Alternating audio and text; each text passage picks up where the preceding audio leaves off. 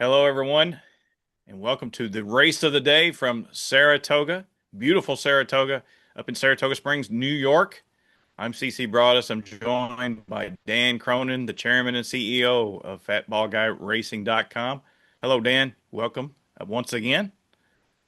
How you doing? You ready to dive in here?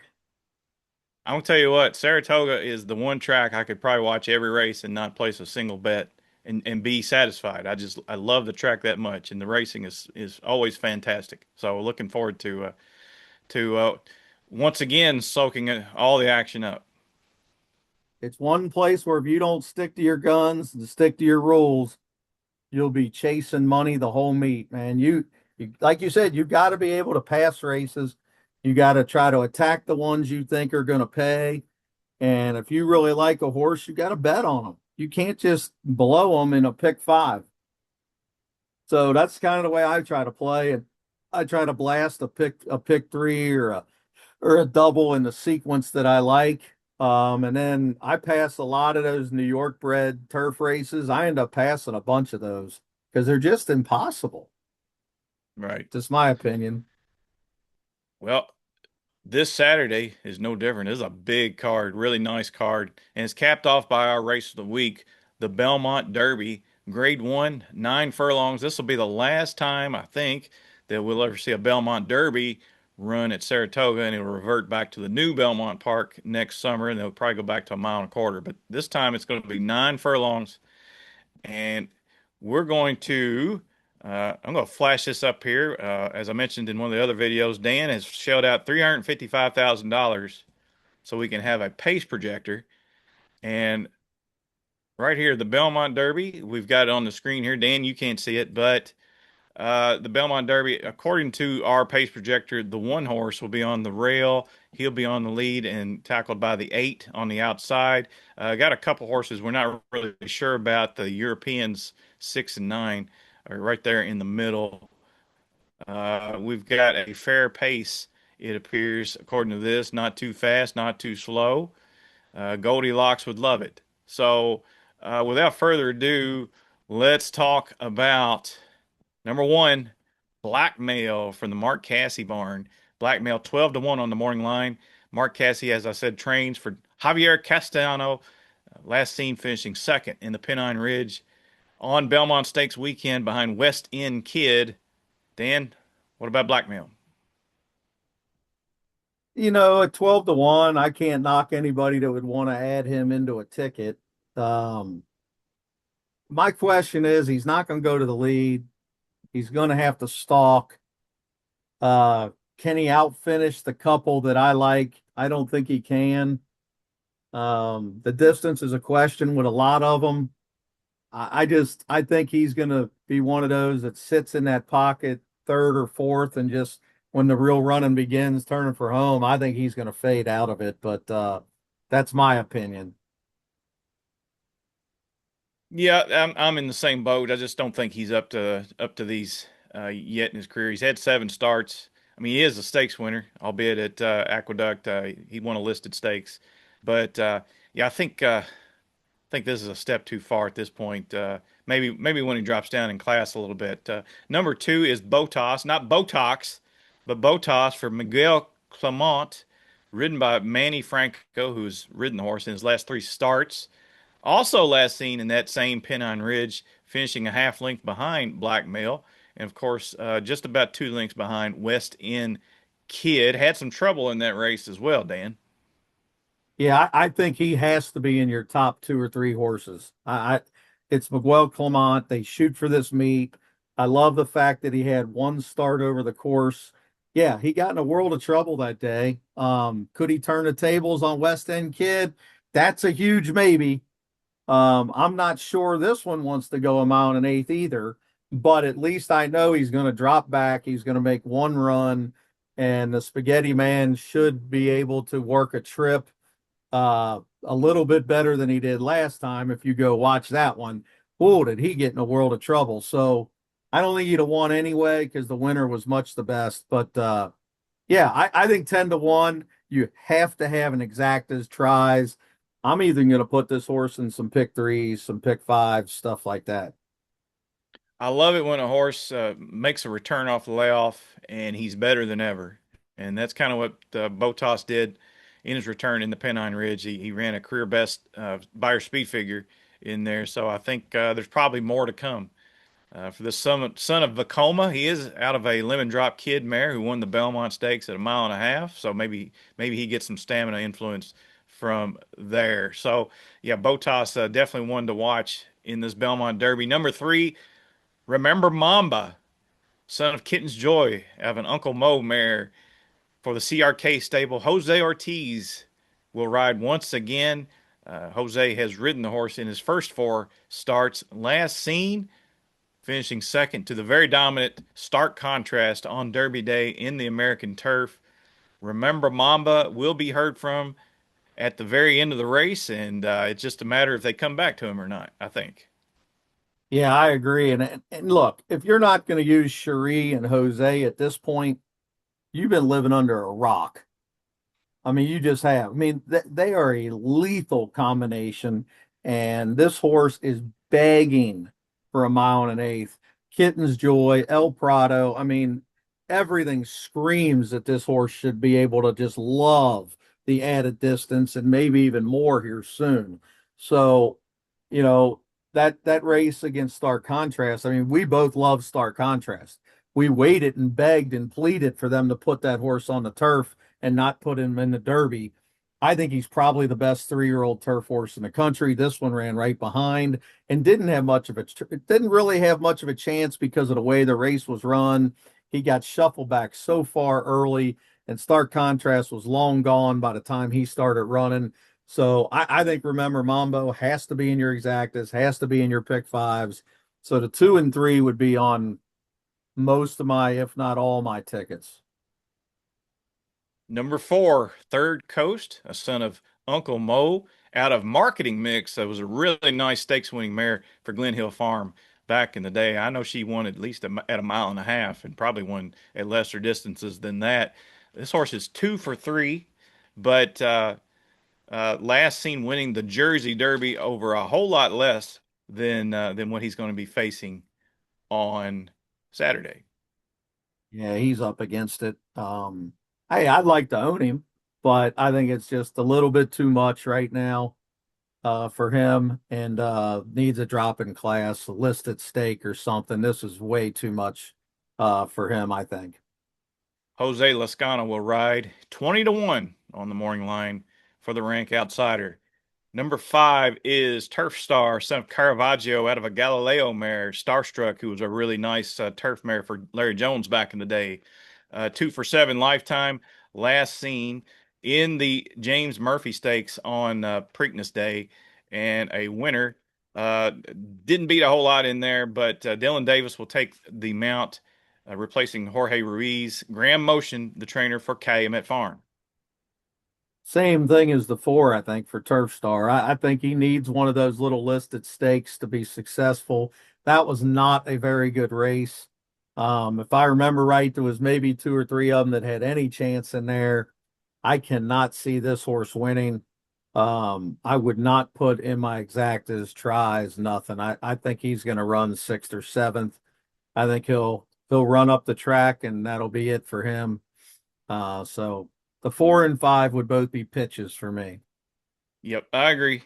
Number six, an intriguing foreigner, Pacific Avenue for Godolphin, Charlie Appleby, and William Buick flies in to ride son of Dubawi. If you can say one thing about this horse, he's definitely battle tested. Last seen finishing third behind Breeders' Cup juvenile turf winner Stad in the Irish 2000 Guineas, going a mile. Uh, big gray horse, and if anything, he should be fit for this. Yeah, I mean that's the best thing I can say to him is he should be fit. I don't know if he wants this distance. Um, first try after 9 starts. It's a good Dolphin, so yeah, maybe the quality's there. It's Appleby, all that's great, but in my book, this horse should be 10 or 12 to 1. 6 to 1's too light for me to put into my tickets. But if I went to 4 or 5 horses, then yeah, I would put this horse in. I'm trying to stay in budgets for guys. And so the 6 would only be in if I was really expanding my ticket. And another interesting prospect, number 7, Tiernanog, the son of Quality Road for Brendan Walsh. Ricardo Santana will ride 10 to 1 on the morning line. This horse just 1 for 6 lifetime. His lone win came on the dirt. Opening day at Churchill Downs going a mile and a quarter. After that, though, he had some trouble in the start of the Ottoman Stakes and finished with a rush to get up for second behind Touch of Fire, who's also in the race as well. Interested to hear what you say about Tiernanog. Could you put him in your trifectas? Yes, because he is going to get the distance. He is going to come running late. He'll probably be picking up all the stragglers in the lane. I don't think he's a threat to win the race, but I would, if I was betting trifectas, I would make sure I had him underneath in the tries. I wouldn't use him in the pick fours or fives. I don't like that race at Churchill, so I'm kind of against everybody coming out of that race. Very interested to see if this horse would go on to Kentucky Downs. This horse looks like he's the type that can run all day. He could run in that Dueling Grounds Derby, that 3 million, or what is it called? It's called the Nashville Derby now, $3 million race.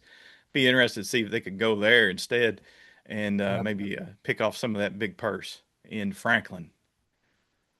Number 8, West End Kid, the son of Twirling Candy for Will Walden. Tyler Gaffleone will be the rider. 3 to 1 on the morning line. 3 for 4 lifetime. He's won his last 3 races, including the Pennine Ridge on Belmont Stakes weekend.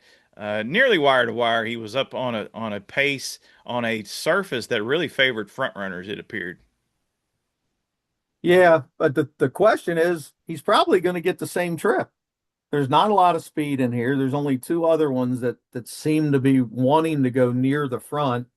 Tyler's going to send him early the same way they did last time. He came out of the 10 hole and the 9 hole and was, basically on the lead in the Penny Ridge, or could have been all the way around if he wanted to be. And I think he's going to do the same thing. I think he's going to sit a length off and he's going to roll into the stretch in front. And, if he doesn't get the distance, then somebody could run him down. But he's going to be in front, I think, at the 8th pole, and somebody's going to have to come get him. Now, Botas could come get him for sure, and so could Remember Mamba. They're both dead closers that are both going to be rolling later. So I would have 2, 3, and 8 in most of my tickets. But I don't see how you could make a pick 4 or 5 ticket and not use West End Kid. There's horses in here that are going to be under 5 to 1 that I don't like, but he's one that I have to use. Number 9 is Title Roll, son of Too Darn Hot, a European stallion for Simon Crisford. I believe some of the Coolmore gang owns a piece of this horse. John Velasquez will be in to take the mount. 4 for 7 lifetime. This horse has been everywhere. He's been in Great Britain. He's been in the UAE. He won the Jumeirah 2000 Guineas. He's run at in Germany in his last start. He won the German 2000 Guineas. Yeah. Dan, over my lifetime as a handicapper, I never did care much for German form. Seems like they're a cut below even the U.S. Any love for Title Roll at 5 to 1? None. None. I think he should be 15 to 1. I don't see why this horse is 5 to 1 morning line. I think it's a complete whiff. I'm with you on German form. Might as well be a Belterra horse running a Keeneland. I mean, it just I he if he wins, I'm just going to lose. They're going further than he's ever went. He sprinted in half his starts, and I mean, to me, the telltale was the grade 3 in Great Britain at Newbury, where he was 2 to 1 in an 8 horse field and ran fifth. That tells me that the quality to beat this field's not there. So he's a complete throwout to me. Yep, I think I agree. He does drop 6 pounds, and of course, racing in Europe, he never raced on Lasix before, where a lot of these horses have to come off Lasix to run in a graded stakes in the U.S. But like you, he would not be at the top of my list. Let's just put it that way. Number 10 is Touch of Fire, a son of Constitution. out of a Medaglia d'Oro mare, 3 for 4 lifetime for Brad Cox and Juddmonte Farm. Flavian Pratt will replace Arad Ortiz in the iron. Last seen winning the Audubon Stakes fairly impressively, beating Tiernanog that day. That was at a mile and an eighth. A horse that's lightly raced, just 4 starts, maybe some more upside there. What do you think, Dan? Well, I'm going to probably sound pretty ignorant here, but why is Irad not on horses Saturday at Saratoga? Is it suspension? I don't know. I don't know. That's why I was like, either he's suspended or there's some stake somewhere that I'm not in tune to that maybe he's shipping to miss a Saturday at Saratoga, but he's not on anything. And or he'd be on one of these horses for sure. So, Pratt's a good substitute, don't get me wrong on that, but I just don't like the Audubon Stakes. When I go up and down and look at that field, there wasn't much in there. I mean, why would this horse have been 4-5 against a good solid field coming off a neck allowance win? I mean, he did not figure to be that big of a favorite. He went easy, but there just wasn't much in there. I mean, this is light years better field. So I'm all out on the 9 and the 10. I'm going to try to get through this race with the 2, 3, and 8 West End Kid with Remember Mamba and Botas, and maybe use Pacific Avenue or Tiernagog underneath and tries or something. But I'm going to stick focused with the 2, 3, and 8 in my picks. Yeah, I think I'm in the same boat. I love number 3, Remember Mamba for Sherry DeVoe. I think this horse, the sky's the limit for this Son of Kitten's Joy. Number 2, Botas would be my second pick. And then West End Kid, who probably looks to control the pace. I like him in there as well. I think he's got a shot to steal the race. Keep an eye on the turf course. If it plays anything like it did Belmont weekend, I mean, obviously this horse is a force in there. So, all right, that's it for the Saratoga Derby. We want to thank everybody for listening. Make sure you like and subscribe to our channel. Always do that. Like I said before, I don't know why. I don't know if that does any good or not, but yeah, we appreciate it if you did. Leave a comment below. Who do you like in the Belmont Derby on Saturday? And before we go, Dan, tell us about one more time what's going on at fatballguyracing.com. Fatboxing.com. Go there and get your stuff. We're there to hold me. We're not one of them pop-up joints that come in out for just Saratoga. We are here year round, and CC is going to be doing Ellis Park and Scott out there at Del Mar, and I got Saratoga and also got Horseshoe Indy. So we're ready to roll. Okay. All right. That's all. Good luck this weekend. Have a great holiday weekend as well. And we'll see you next time.